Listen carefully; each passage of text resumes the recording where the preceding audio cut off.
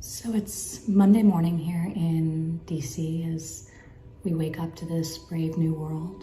We sure have woken up to a new world. I wouldn't refer to it as brave, as plenty of sheeple out there are not questioning the conventional narrative. The status quo proves none of us are brave, not brave enough to stand up and question our leadership. The current circumstances are showing us the true nature of power. Your weekend blends into your weekday.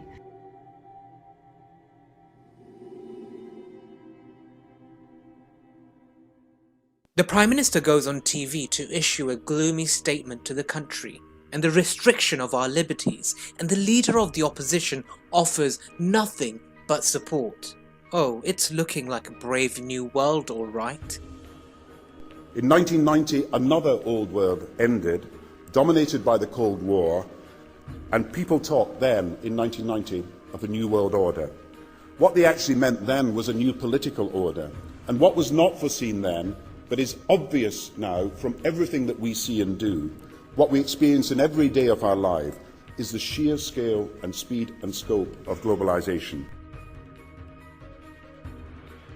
Gordon Brown even comes into the picture, advertising the New World Order, a world government.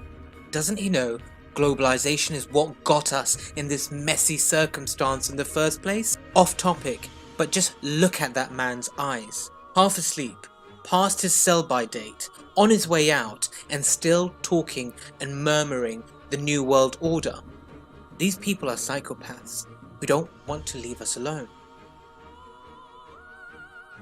Many deceivers have gone into the world, those who do not confess that Jesus Christ has come in flesh. Any such person is the deceiver and the Antichrist. They want to consolidate power globally and hand it over to Israel. If Israel rules over the Arabs and captures oil wealth, then it's a win-win situation. United Kingdom is deepening its ties with Israel as we leave the EU. Britain completely opposes the Boycott, Divestment and Sanctions movement, BDS, and rejects imposing even the most basic sanctions on Israel, such as travel bans on those involved in expanding illegal settlements. Yet, Britain claims to be civilized, a civilized nation who's out there to help the poor and needy. It's all for the lying Messiah. In fact, the Israeli Messiah is the Antichrist. Health Minister Yaakov Litzman seems to think the Messiah is going to save the day. He's coming. He's been coming for the past 5 years in Israeli politics. Whenever Netanyahu has been in trouble, the Messiah has been coming.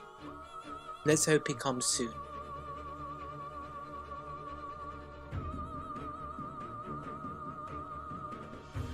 We wake up to this brave new world.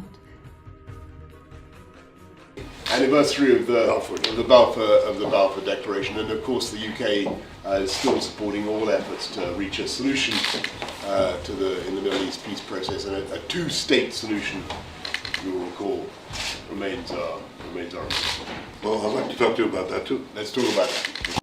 We recall that the Israelis had rejected the claim of Jesus, the son of Mary, who claimed that he was their promised Messiah. They had rejected the claim on the grounds that his mother had conceived without being married, and had concluded falsely so that he was born in sin.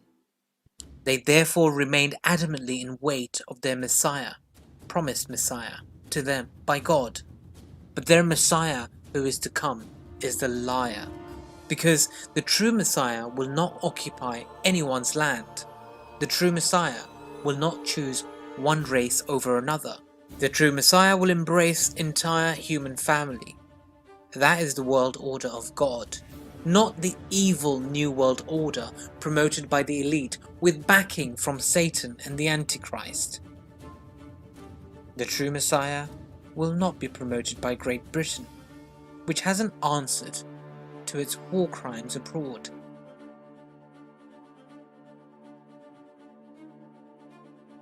Sadly, many rabbis fail to study the Holy Scriptures, and instead they rely on writings by sages as their primary source for finding when and who might be the Messiah.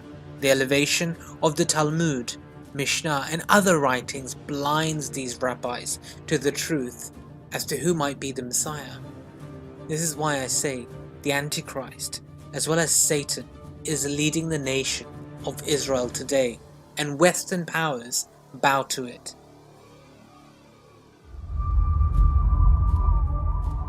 He's come out of nowhere and we don't know who he is. What do we know about him? He's leading desperate people.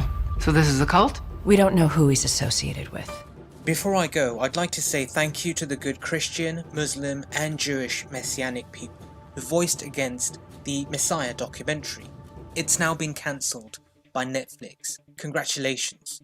The spiritual warfare goes on until the New World Order of the Antichrist system is dismantled.